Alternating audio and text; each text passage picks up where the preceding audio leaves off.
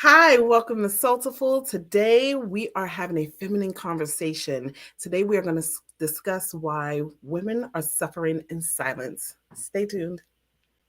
Hi, and welcome to Soultiful.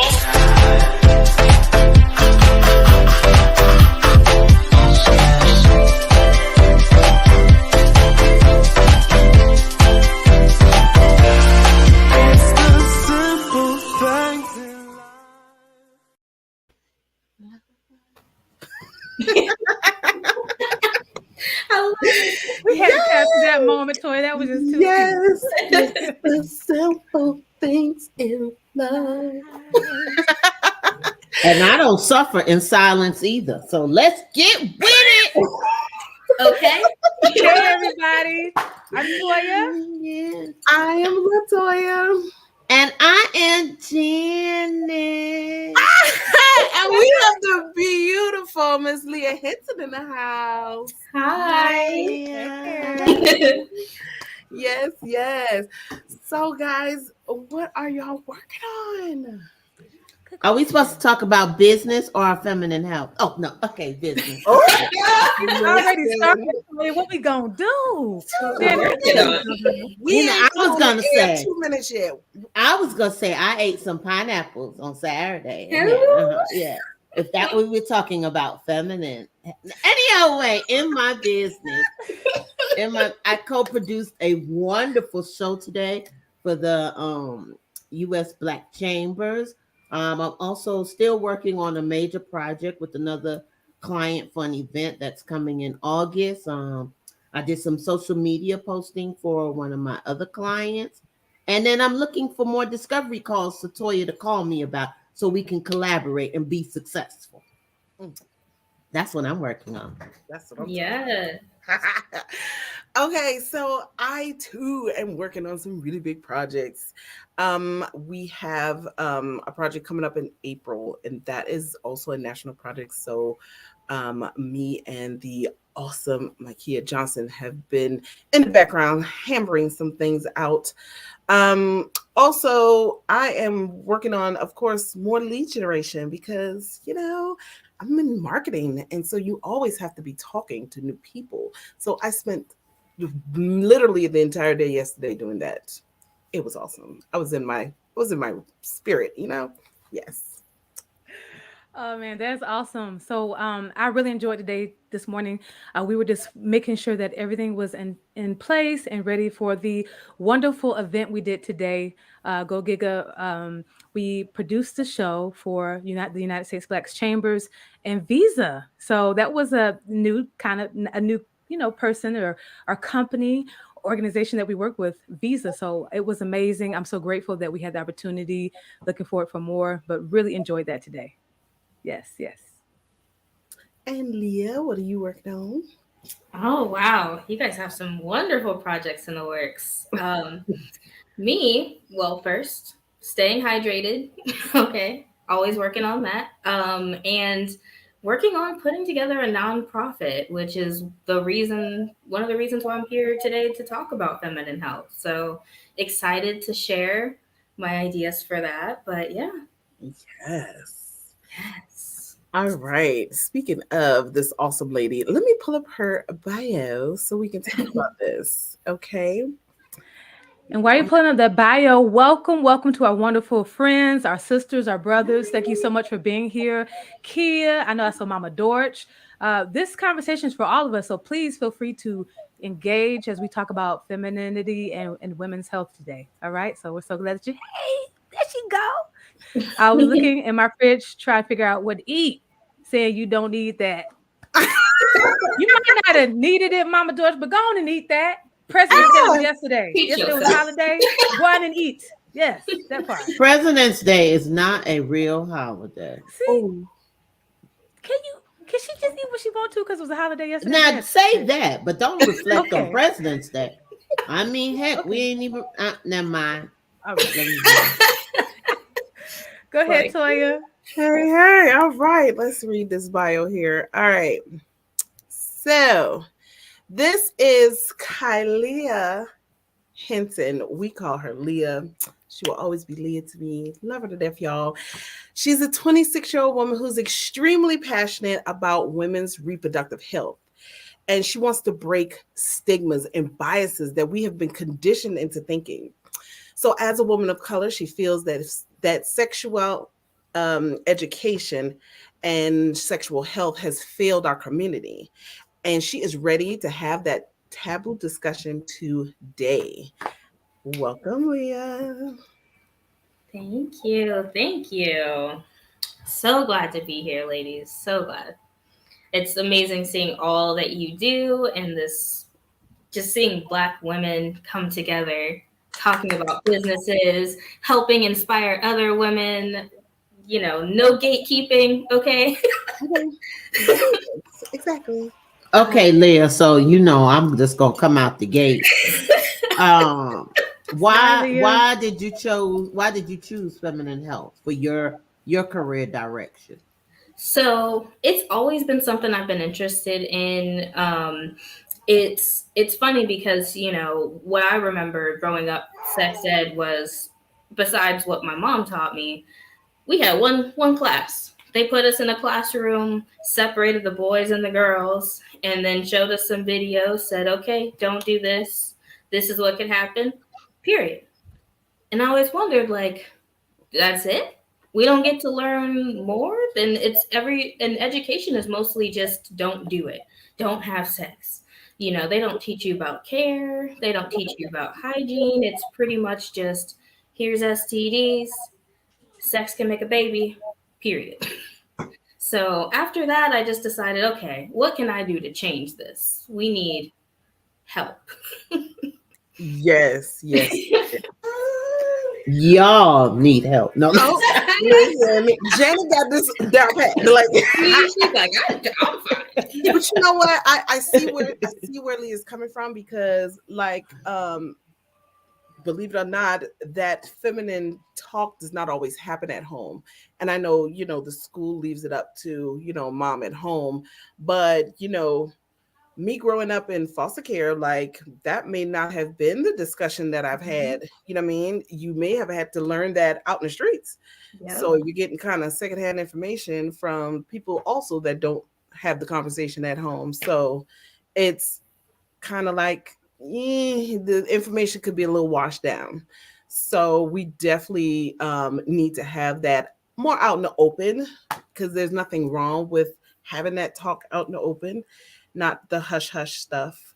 Because guys don't get the same thing. That talk is not the same for guys as it is for us. Not at all. I mean, I think it goes back to our parents and media or television or whatever you want to say, because there's either the parents who are no, wait till you marry, or the media that everything you see about it, it's bad. It doesn't say anything welcoming about it unless it says you're gonna get married and then you're gonna have it. And even when they say about it, they mention that you're gonna get married and then it's gonna be like this outerific body experience, which don't go like that. But really the pre is not anyway. Anyway, let me not distort y'all brains. But you do eventually get there. But when you first get married, your mind is house things. It doesn't come like that. So they give you this warped fantasy like it's going to be. So you either are holding on to this no, or this I'm gonna see a white picket fence. I'm gonna be lifted up and I'm gonna see flowers. And then you also got the other side of that, Janet, the one that's over sexualized, because there's seriously a lot of that going on. Media. So then you're like, well, do I just, let it all hang out? Like, so it's kind of like the information is all over the place. What's the standard? Right. Oh, let's see. Back in the 60s and 75, they did teach it, and they had a lot of classes they don't do now. Home economics. Oh my gosh, yes. That's something that I want them to bring back so bad, because those are the little things that I feel like we should learn. Yes. I remember taking those little home ec classes. I never got them. Still not. Actually, that's how I got into.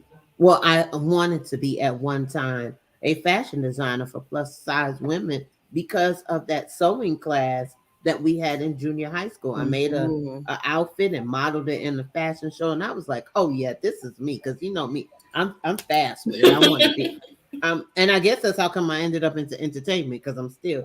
But yeah, you're right. Those were the things that I enjoyed. Those home ec classes. Yeah, I'm so grateful for those classes because I was a latchkey kid. My parents worked all the time. They didn't have time to really teach me how to do none of those things. And I remember when I was in school, the tennis skirts were popular. And I remember I made my first tennis skirt. It looked good, Yeah. Toya.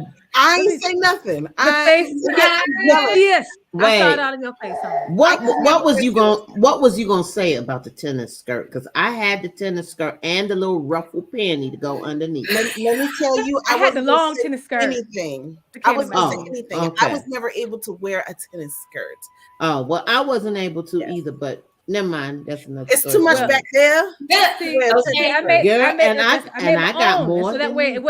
it worked. Now the regular ones, they too hiked up, hiked up in the back. You could, but the ones Yeah, I made, it looked like a little Okay, see, one. that's why I need you to make me a tennis skirt because every time I'm wearing them, they're to the knees in the front and up in the back. Okay, yes. Well, that's I so think interesting. We that's all know about that. That's so. so interesting. Let's segue to that because that is a part of woman's health. You know that up in the back. You know, um, Up in the back. you Yo, I know. remember going to church and the usher, I come walking to church and Oh, the usher see, take you me to the shouldn't have did that. bathroom. So my Yes, skirt You they'll too brought walk too church short for up. behind that. you. Yes, Walk behind yes, you. Yes, ma'am. yes. That Hmm. is so interesting. Okay, Nick, I'm going to refrain from the question because she brought church up in, and we can't segue. She must Toya have did that known on I was. purpose. Yeah, she Toya must have did that known. on purpose to curve you, just to let you Don't let Toya fool you. She wore them long skirts, and that's how she got them 6 kids. Anyway, never mind. Right. know. Okay, so Leah, Yes, what's yes. the next what's your next bullet point, honey? We got All right. So we're gonna transition into just general overall cleanliness. Let's talk about hygiene. Let's talk about keeping it clean. Okay. how many products do it take to keep clean down there? How many It products? it take man it don't.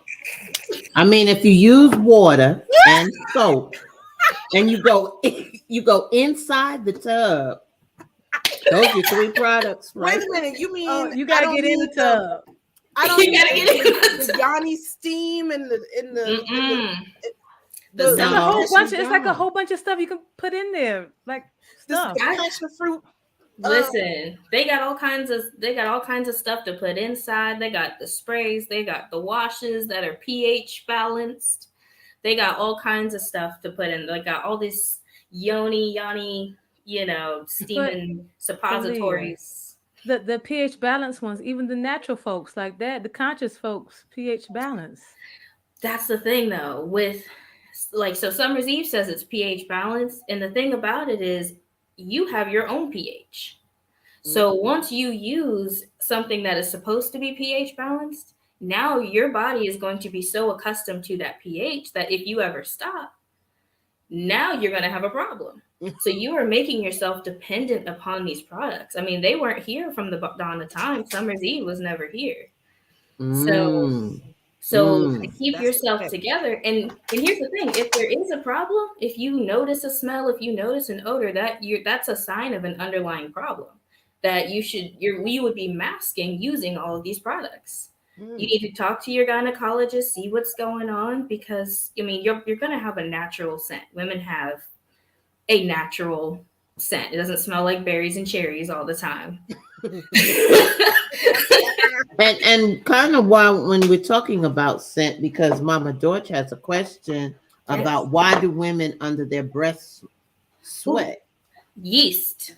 Mm. You can have yeast under your breasts as well. Especially when you've got bigger breasts and they're touching and they're underneath, it sweats and it can get a smell, and you have to make sure that you're cleaning and drying And to keep drying. That's another yeast. thing. And here's a little tip: if you do notice, like if you notice a redness or if you notice any splotchiness, there is a tip. You can use any sort of what's it called? Any sort of yeast cream. They like even the type that you can use for foot fungal infections. You can put that under there, clear it right up.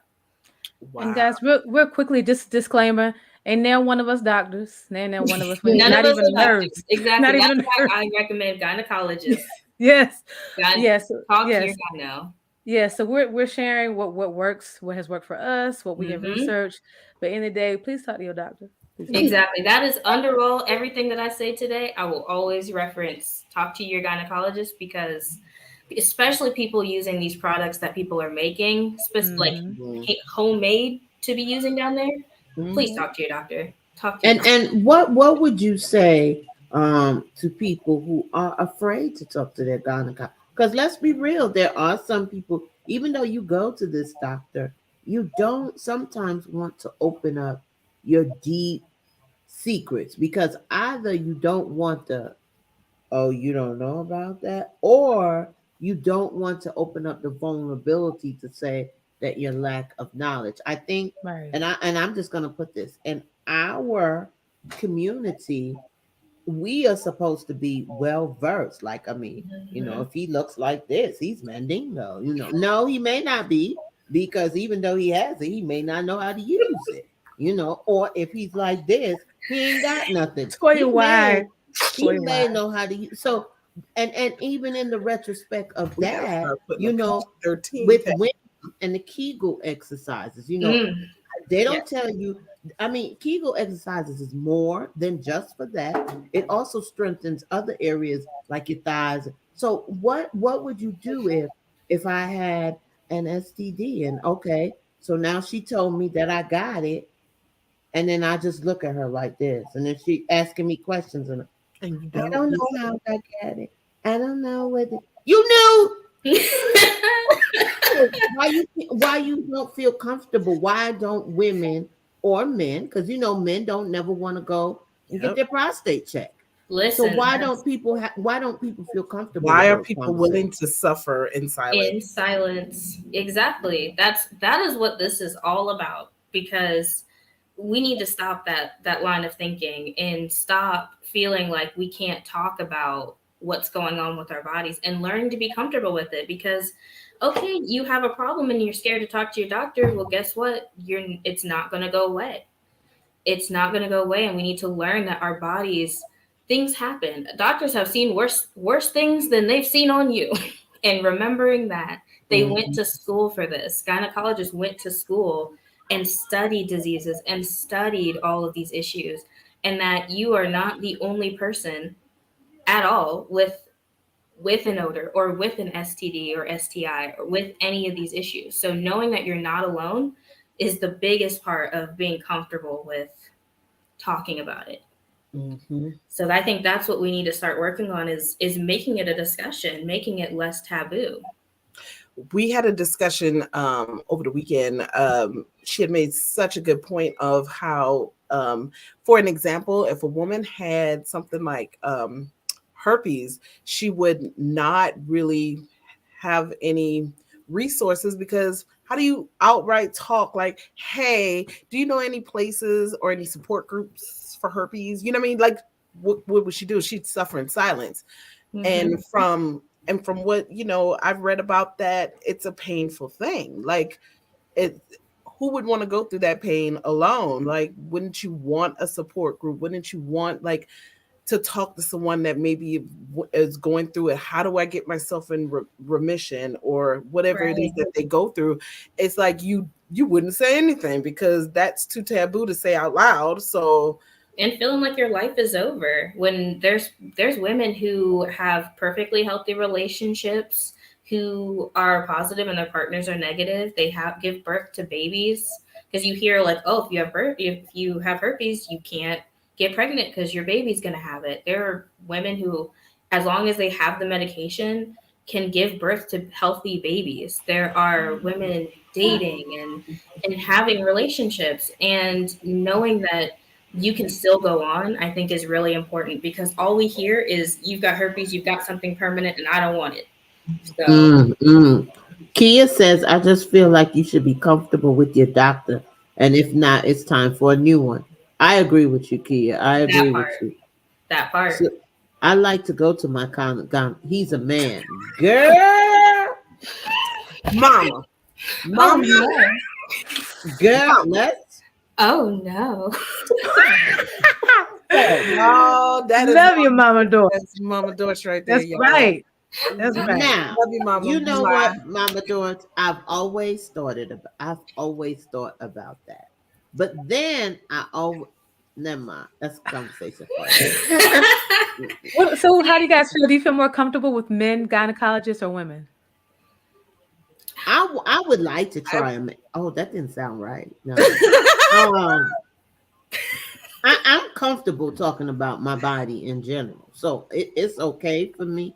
I always, because sometimes you need the opposite sex to give you a better view, especially when you go from, how would you say, not just necessarily the gynecology part about it, but there are more things that you can talk to your gynecologist about, like even yeah, your breast or excuse me, even your eating habits, because all of that play a part in that Yes. area. So you want Yes. you want someone who's open that you could have a conversation with. You know what I'm saying? Even as I know as we get older, things start to, be a little different. So how do you strengthen yourself? Or, sometimes you need not that, oh, a woman would be, sometimes a woman doctor might be like, oh, just do this. But a man may be a little bit more in depth with you, as well as vice versa. Sometimes when a man goes to a woman doctor, he gets a different perspective than if he just went to the regular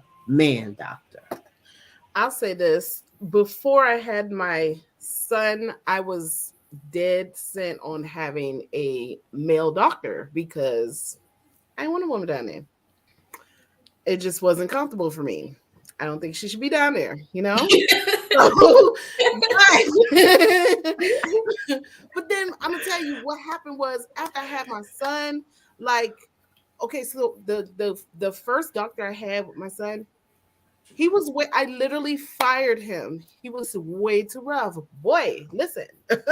Oh wow. I'm a delicate flower. I'm gonna need you to treat me that way. You know what I mean? Like it was just not a comfortable thing. He was just mm-mm. I But heard that yes, it could be the opposite too. yeah, I had to let that doctor go. The second doctor was great, but I was like, okay, so as a woman, another woman knows what I'm going through, and I literally can talk about things that she's gonna resonate with because she's a woman too. I can say, oh, it's tender right here on this left side of this breast. I mean, and she probably like, oh, you know what? Yeah, put a little heat pad there. She knows what to say because she's a woman too. She's been there. A guy might be like, I mean, what kind of pain are we talking about? You know what I mean? He doesn't, he can't really relate to that pain I'm talking about. So it's a little different for me now than it was before. Yeah, mine. I've had one, but then I was young, so and I really didn't because he was the one that delivered my daughter. But then now, as I've gotten older, um, I just used women, and then the area of the 30s when we were having the whole you remember when breast cancer was like a big scare. I wanted to go Mhm. to someone that was well versed and now I have a holistic woman. She believes in natural products and Mm. nat eating and keeping your body right to help you balance everything you go through. Yes. So And see I'm a that big proponent for that too. yeah, there's like give and takes if you man or woman. You just have to find people that resonate with you. For Yep. me, it doesn't matter. I like them to be culturally understanding, and I also like them to have a large body count. I want you to have worked on like 500 bodies, before you come. Yeah, I do. I do not want a 20-year-old doctor. The doctor need to be at least like 50. She want one close to retirement. He done seen plenty of coochies. He 50. done seen all I of need you them, to I'm see it I'm, I'm all. and he's trying. well versed. I'm trying to I get that. understand. So you don't want Jesus help me out. I done had C-sections and cut here, cut there, and all that. I need you to have seen the whole. I need you to have gone to Okay, war. so you No, want seen a whole bunch of stuff. some, Not to not worry. necessarily bodies, but you want somebody well versed or well No, experienced. he's need to been inside at least 500. I mean, a lot. A lot of bodies. She want a seasoned doctor. That's all. She just Okay. want a Next I seasoned. don't know time if you want to see next time I'm looking for a doctor, I'm gonna go on Google. So you got 500 body counts? Okay. I need to know your body count, sir, doctor. Yes. Sir, doctor. He's gonna be like, Body which count. one? Which one? Right. He gonna be like, which one she talking about? Oh man. Yes. Yeah. That's awesome. It's funny though, because for me, I feel like I am the most comfortable with a woman, but the one thing that I feel like matters for me is a woman of color. Because another thing that I know we have a problem with is Black women, we do not get treated the same when it comes to our health and dealing with doctors. So I need a Black woman who cares about Black women, who knows what they're doing, because we have one of the highest mortality rates when it comes to childbirth. And that's because from the dawn of time, they think we are bionic. They think we are like untouchable, like we're superhuman or something. Like we don't feel pain. We can take everything. Yep. And it's like, no, I want you to give me the same treatment you gave Karen over there. Exactly. She was about to faint in the waiting room. I would like the same treatment. Yep. That's what I'd like. Mm-hmm. And that's the thing, is like they have this idea of white fragility, and it's like, we're not just superhuman. Just because we've suffered through so much over centuries doesn't mean we can take it all. And we've had to do that because so much has been put on our plate, and we just eat it because who else is going to do it? Mm-hmm. Who else is going to do it? So we're like bred that way almost, Yes, so we have no choice. But we still like to be taken care of, though. Like, exactly, we still want the same care. So, exactly. So, Leah, what is your thought on masturbation? That was just that's good. That's good sexual health right there. Yes, that's good. I mean, but some people consider it a form of self-care. I do. I'm not gonna lie. I feel like it is. Whether you have a partner or not. But then some people consider it, I don't want to say a get off, but you know what I'm saying? So, but what do you, because, self-care does not just have to do, you don't have to just stimulate that. There could be other areas that you are caressing and loving your body. Once again, how much you love you. So, and you can't tell nobody how to love your body if you don't know how to love your body. 100%. Yes. Right. Yes. So I feel it still takes off the desperateness, because guys are taught to, we're gonna say it. So guys are taught to get that off before making big decisions. Yeah, before they go on a date, so that it's not the driving force on the date. Right? Mm-hmm, mm-hmm. Why can't we do the same? So I didn't know that. That's what they're taught. Listen, any major decision before you make it. Right, because wow, it takes the tension away, and you're able to kind of think about it. And that's why when you don't have sex, you end up having built up for it becomes one of a stressor for you. You don't realize it, but because your body is not what's the word? Exuding its natural, because let's be honest about it. It releases serotonin when it's a natural stress reliever, and it's really important for you to do that consistently if you feel comfortable. Now, some cultures do believe different things about it. Like I know this guy who he's Muslim. They believe that's wasted sperm. Because that sperm could connect for reproduction, and now you've wasted it just in your bathroom. I'm not saying that it's like that, but that's a waste. So to them, that's a baby that's gone that could have been a part of part of procreation. part Yeah. of their legend and all that. Yeah, yeah. Mm-hmm. So there are some people that are very serious about masturbation, Mhm. as serious as they are about abortion. And there are Yeah. some people that are just very lackadaisical about I think it just depends on your culture and your comfort level too, because there's some people who are asexual who feel like they don't get any pleasure off of sexual contact of any kind. So it's just up to each person. Everybody. Toya, look, okay. Oh, baby, that's tragic. it. No, Oh, well, and that once again, that goes back to your mentality, to Hmm. how you was raised, things that Yes. was instilled in you. You if you were a young person and was molested, sex can Hmm. be a very See, that's the heart thing. wrenching thing, trauma to you. And It you can. try, you love, oh, I love you, I want to, but it's the trauma of it all, And as it all opposed. depends on each person as well, because I know some people who, after dealing with a trauma like that, they become hypersexualized because it's their way of overcoming what happened to them and reclaiming it, and being able to take purpose back. But some people, because of that, they close off. So I think therapy is very important, especially in those instances, making sure that you get help and find ways to cope and deal with the And trauma. remember, sex is not love, and Sex is not love. love sex is is not not love. sex. So sometimes, depending upon, I mean, even older people, you have to know the differentiation. You may And I love think, sex, yeah. but sex is not love, And and I think love is with not sex. women, we tend to be the ones to bind that more than men. Mm-hmm. We tend to bind sex with love and that Because connection, we're and emotional. it comes more important to us. Whereas men are like, I don't understand. I cheated, but it didn't mean anything. Exactly. you know? Like, what? Because Let me that pick is up a million that pieces of my heart. Hold on. You know? because that goes back to how we were taught. What were we taught? Yes. You be good, you go to school, you get married, and then you live happily ever after.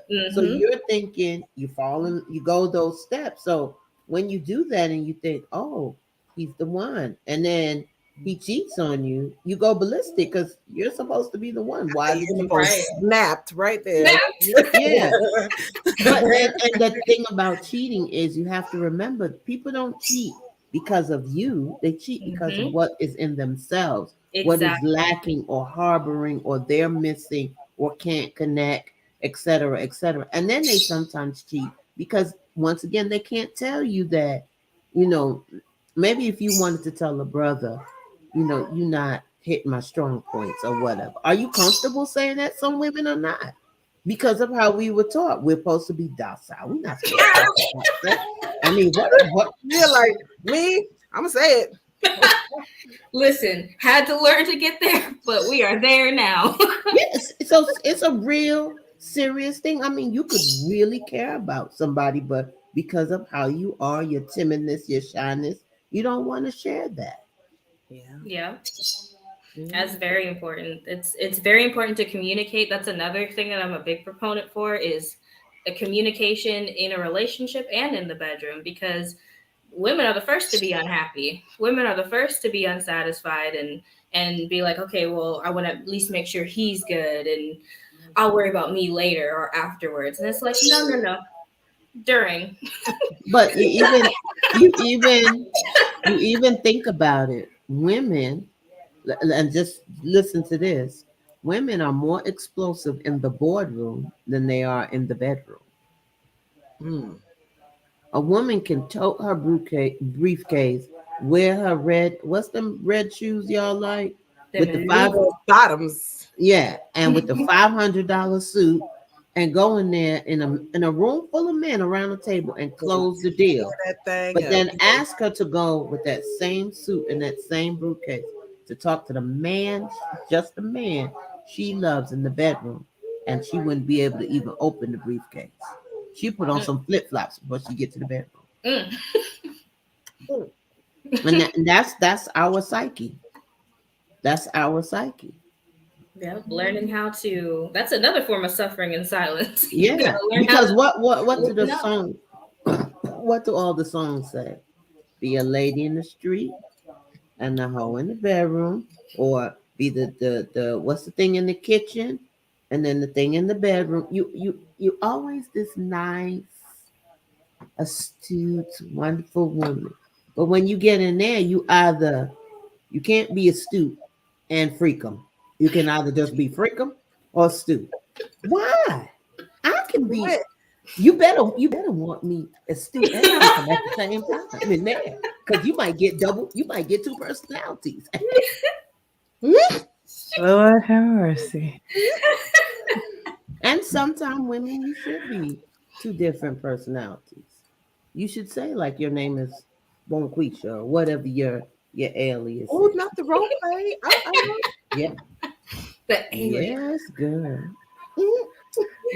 Listen, we took Janet back into another. We did. I'm like, She's having a moment. Yeah. She was like, Okay, I'm back now. oh, okay. Let's bring it back in here. Okay, so Toya, you don't have nothing to offer to the conversation. but how could I, Janet? This is your conversation. I know what I know what said back. oh, oh, Oh shoot! I love her. these two, you just don't understand those two right there. Lord. Oh, anyway, so let's talk about this. Let's take a twist to this, because we are all about business made simple around these parts, and you have mentioned that you would like to see this as a nonprofit. Tell us your vision on that. All right. So I am very excited because, as I was telling you before, the more I kept thinking about this, I'm like, okay, I know this is something I'm passionate about, but what's a way to apply this in everyday life and find a way to help?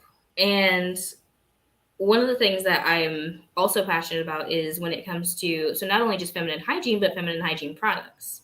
So, during our periods, the things that we use, everybody knows pads and tampons.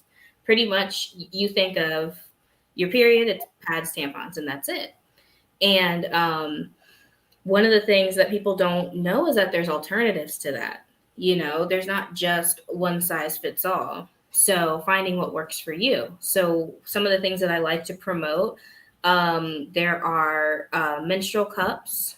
There are reusable organic cotton pads, because the cotton that's used in tampons and pads is non-organic, and it's bleached through a process and it has pesticides. So you can end up with dioxins, and, you can end up with there's, rayon fibers, just things that you don't need inside your body.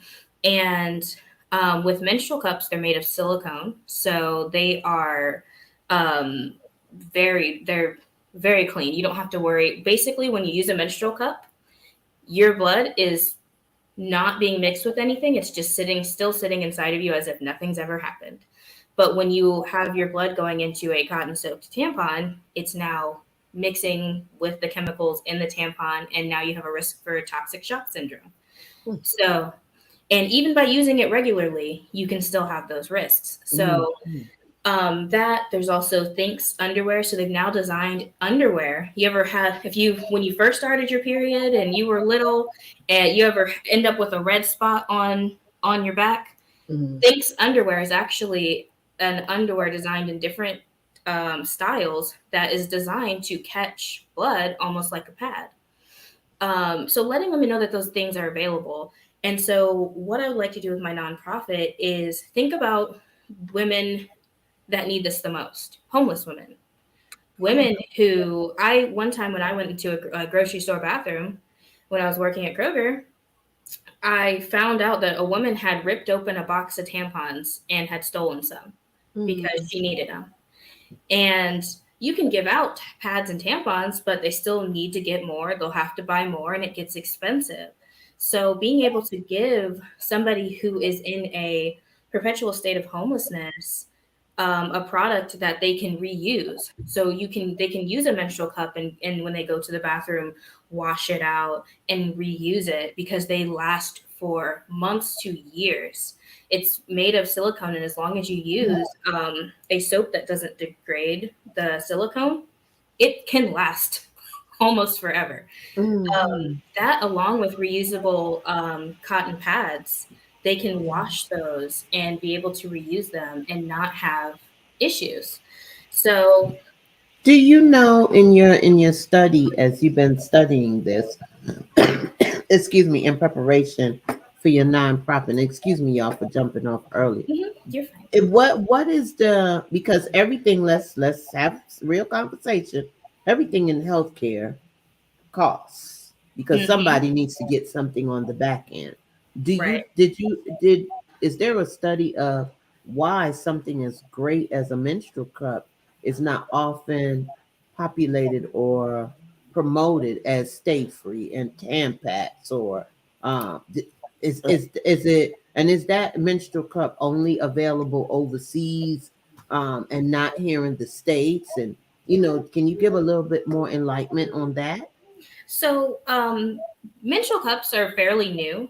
It's just the fact that they're a newer product and they've been around for a few years, but people just don't know about them. They're not talked about enough. And we're just so accustomed to pads and tampons, which tampons were never even designed for us to begin with.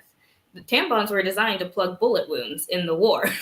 So let's just we got to think about why these products were made. But when it comes to that, one of the things that I've heard, because I've read about them and listened to some women speak about what they think about like menstrual cups. And one of the things that they're worried about is the size. They think, oh, like I feel like it's going to be too big and I can't, because you have to fold and push it up there, or they think it might be messy. So a lot of women take that and most, I think the base price for most menstrual cups, you can get them on a very low end as well. I've gotten one for $6 before, but the base price is around $30. So people see that instant 30 and think that's too expensive. Why am I spending $30 on this? When you think about how much is a box of tampons and you use that about a box a month, Mm-hmm. once a month for a year, that menstrual cup's paying for itself. But it's because women we're not comfortable enough with our bodies. You think, okay, this is going to be messy, I have to touch and feel, and I'm going to know too much about my cycle, because you can monitor your blood flow with a I menstrual. mean, you touch and feel yourself when you bathe. You Well, touch and we feel hope. yourself when you have We sex. You hope. touch and feel Yes, yourself when you're on your cycle. I mean, what exactly. the pad just automatically wrap up and jump in the trash? I mean, Exactly. So somebody that's has to go down there and pull it off and take it off your panty and wrap it up and make sure you dispose of it. so that's the reason why I'm trying to have this conversation, because these are the things I've Oh, well, heard. maybe you should be talking to me because I'm just trying to understand where is the idiosyncrasy. What's that word? Idiosyncrasy. Idiosyncrasy. Yeah, and Idiosyncrasy. why you're going to Yes, tell me that it's too messy. You that do and worse things than that You during would not sex. believe how uncomfortable some women are with even. Okay, because I will tell you, the first thing I thought was when I first heard about what they call it, the Diva Cup. First thing Diva I Cup. ever heard about the Diva Cup, I was like, so you want me to collect my blood in a cup up in my cooch? Ha! I was like, it's not computing for me. I just was like, in my mind, the visual of a cup of blood just sitting up in there all day just did not appeal for me. I'd like it to come out and do what it's supposed to do, like leave my body. But then it's like it's collecting in your panties. So is It's it the collecting in same your. thing? Yeah, it's the same It's collecting collection. somewhere. Exactly. It's the same collection, just in a different form. And you're right, the Diva Cup, you will have to get very intimate with yourself to to insert and remove Hmm. it. And it may get messy, but it's you. It's your blood. It's It ain't you. somebody else's blood. Now, if you pull out somebody else's blood, we got a whole nother problem. So if we, and if you are washing your hands after you get out the bathroom, that should not be a problem. That part. And one of the things that, and the best part about it is because, so with menstrual cups, there's no odor because it's just in silicone and it's just inside of you. So it's almost like it's just coming right out of you. But that should be the ding ding ding part right there. No odor. Ding, no ding, odor. ding. Because pads and tampons start to that once once the blood hits the oxygen and once it hits that cotton, it starts to build bacteria. That's where the blood smell comes from. That's where it comes from, is the bacteria. So just the cleanliness, and you can keep it in for longer. Like a lot of women think, oh, my periods are too much. Like there's no way. Like you think you have these massive, crazy periods, but you'll be so surprised to see how much you actually bleed. And the fact that instead of having to change a tampon every 4 or less hours and going through so many of them, I can go through a whole work day with a menstrual cup. And guess what? I don't have to use a public restroom to change it. You can just change. You can go before you go to work. Everything's taken care of. You go home, zero odor, completely clean, no bacteria is built up in that process. And if you get sweet with it, your hands still stay clean. So I have 2 questions for you. What about people who suffer from, oh, I didn't know it was that time. Okay. What about people who suffer from high fibroids or who have heavy flows? Does that cup still work as effectively with someone with a normal flow? So they actually make different sizes, and it also depends on the length of your cervix. Some women have higher and lower cervixes. And so they have shorter cups if you have a lower cervix, and they also have longer cups. So they make them in different sizes. And here's the thing I also like to say, menstrual cups are not for everyone. There are women who just are not comfortable with it. So that's why I recommend still the organic cotton pads, because they're made of a cotton that is not full of pesticides and not full of foreign and goes through a bleaching. So are you more pro pad or pro tampons? Neither. I'm pro menstrual cup for me. Okay, but so, if people don't have that accessibility, there we go. Yes. See? Is that the cup? That is a cloth pad. Oh, okay. Really? Yes. So you just wash it like regular? Literally, and it's very absorbent. This layer here is very absorbent. Can you get them at the Walmarts?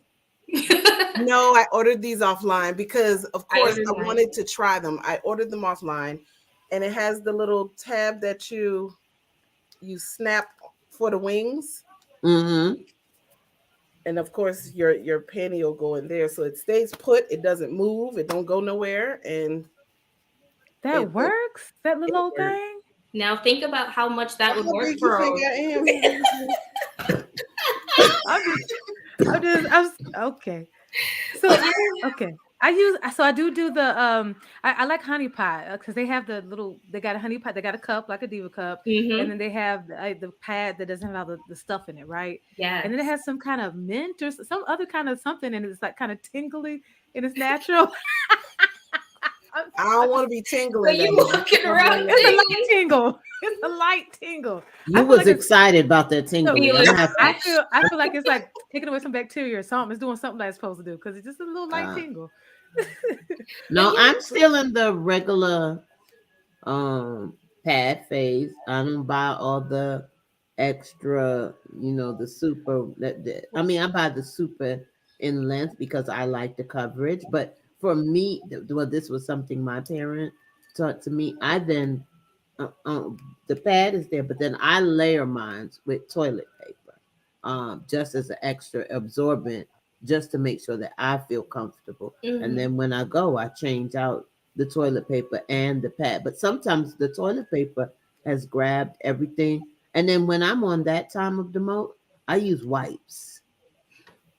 I love When I go to wipes. the restroom. I clean up. I keep wipes anyway, just because I'm this kind of person right here. But on that time of the month, I especially make sure that I have some type of wipe with me to make sure that I clean up. Because as a full figured woman, some things that I experience sweating sometimes during, and as I'm going through the change because I'm getting older, different things are happening. Like I may go today and be on my cycle. Tomorrow, nothing. Next day after that, I might be on for 3 days and Yep. nothing after that. Or there are times when it don't even come. I have to check myself to make sure. Did you? No, no. Okay, you good.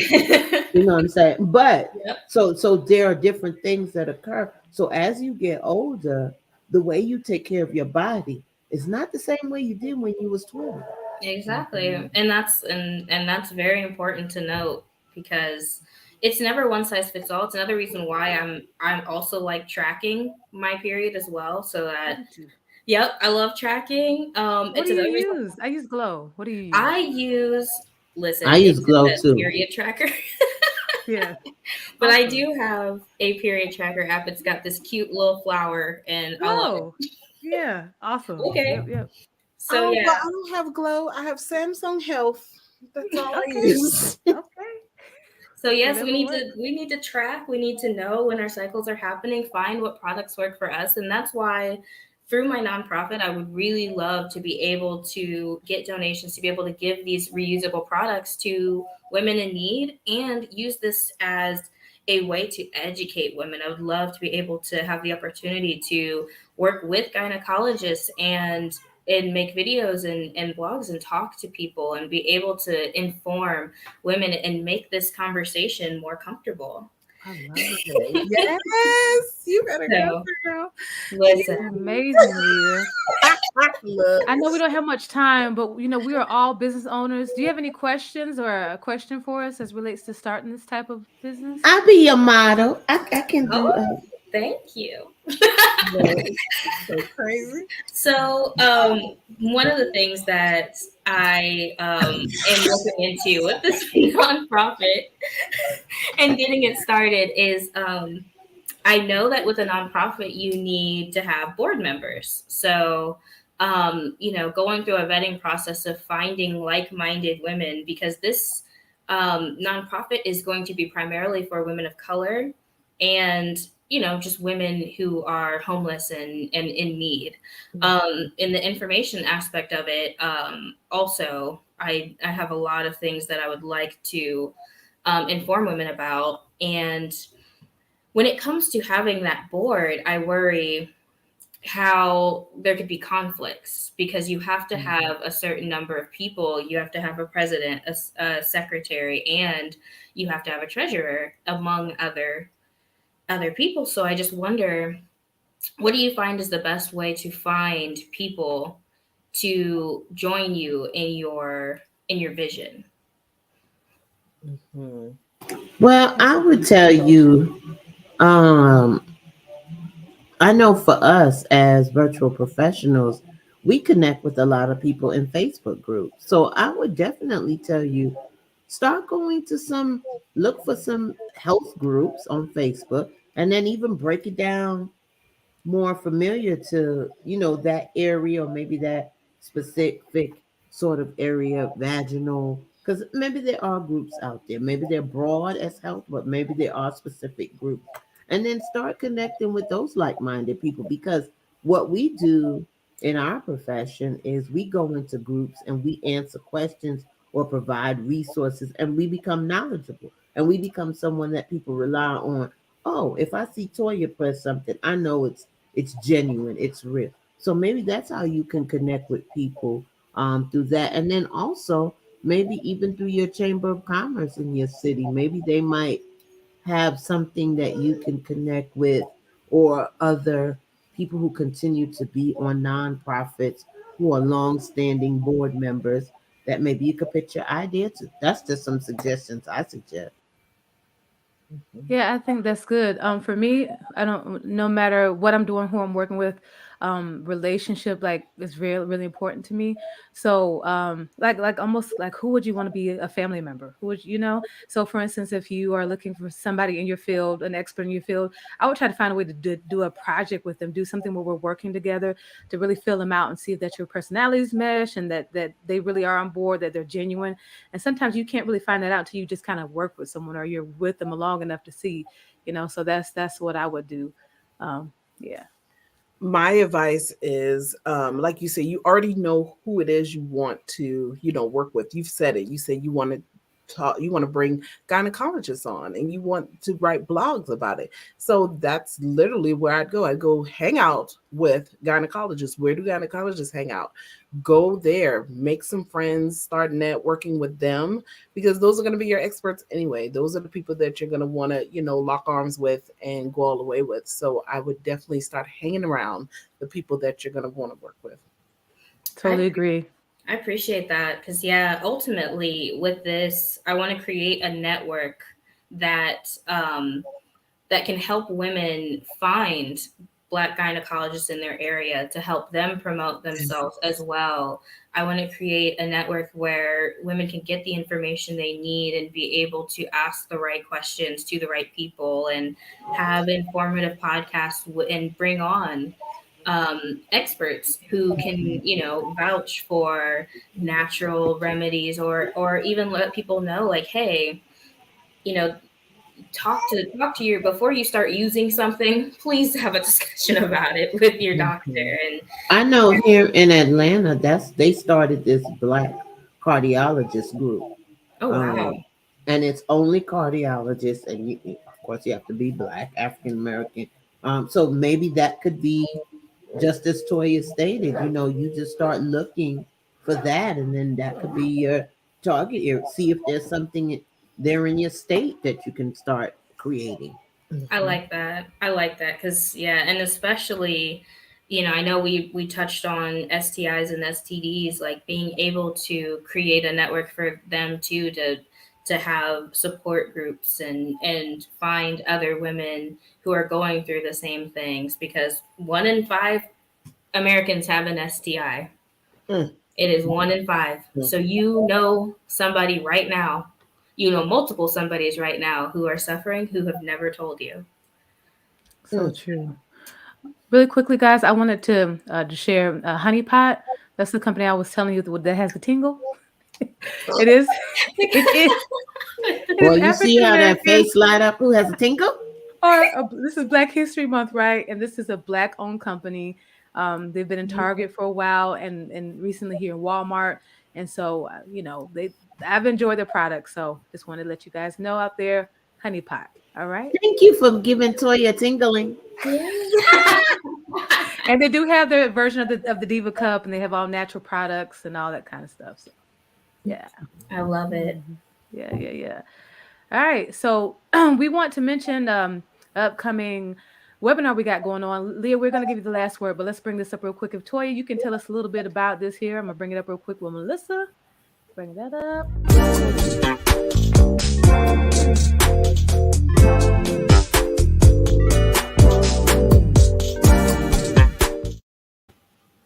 That is the beautiful Miss Gardner. Yes.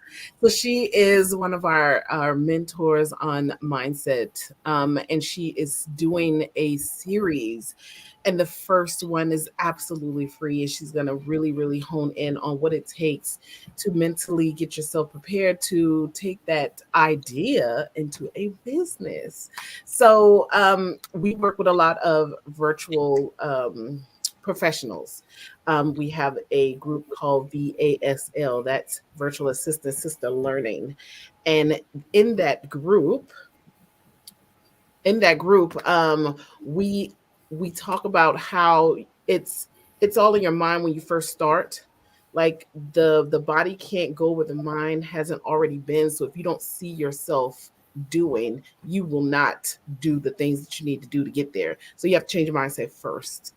And a lot of the women are coming from corporate jobs, and working at as customer service and just regular jobs, and they now want to start their business, and that takes a mindset change to get that going.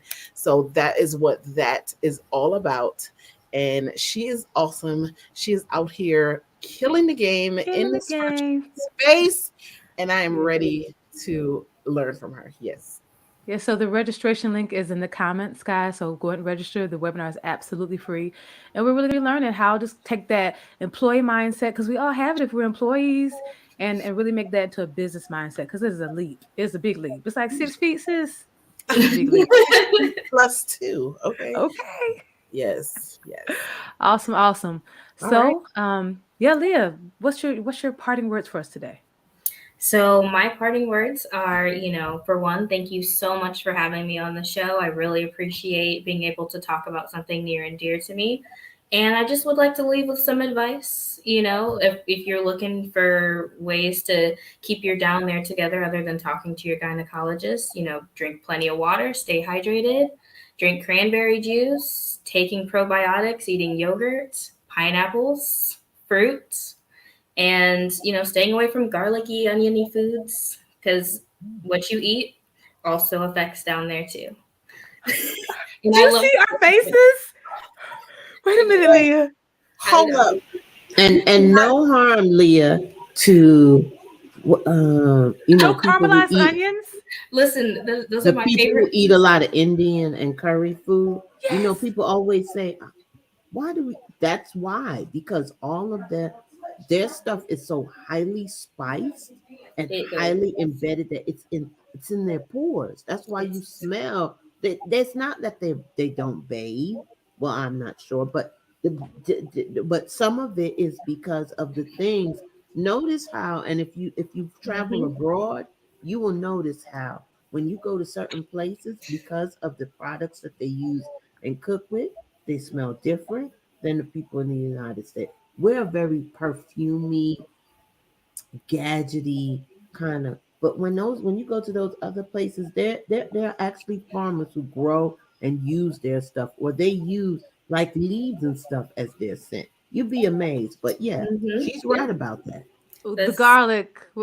Yes, let's go back to that. Can you go back to there, please? That's literally where I'm at. Let's go back to this. Toya, TNT, we got some issues with this here. Yes. So listen, it's not saying you can't eat them. Obviously, I love caramelized onions. I love garlic. I will till the day is long. But knowing that what you eat still affects down there, it's the same reason why when you eat pineapples, the enzymes in pineapples, give you a bit of a sweetness. Same thing for men and women, but everything you eat can have an effect. Yeah. So yogurt and probiotics. So if you are planning on having a nice big old garlicky, meal, but just keeping in mind, like, okay, let me have some balance.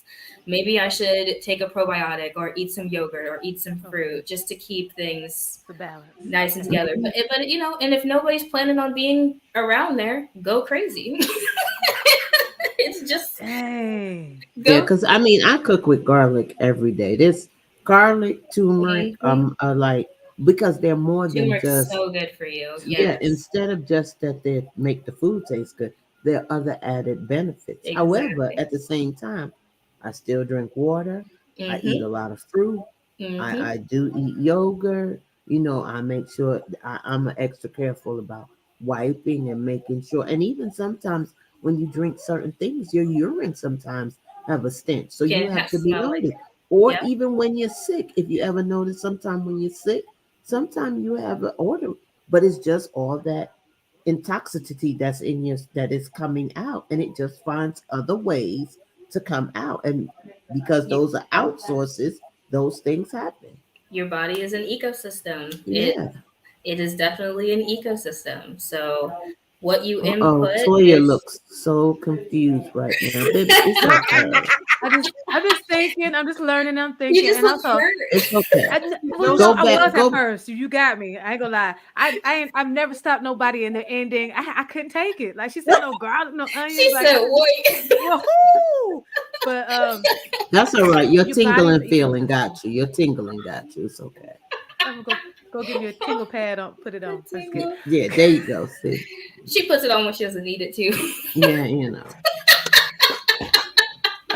Me too now. Okay, we're past our time, Janet, you are a ladies. bad influence. Oh, Jesus.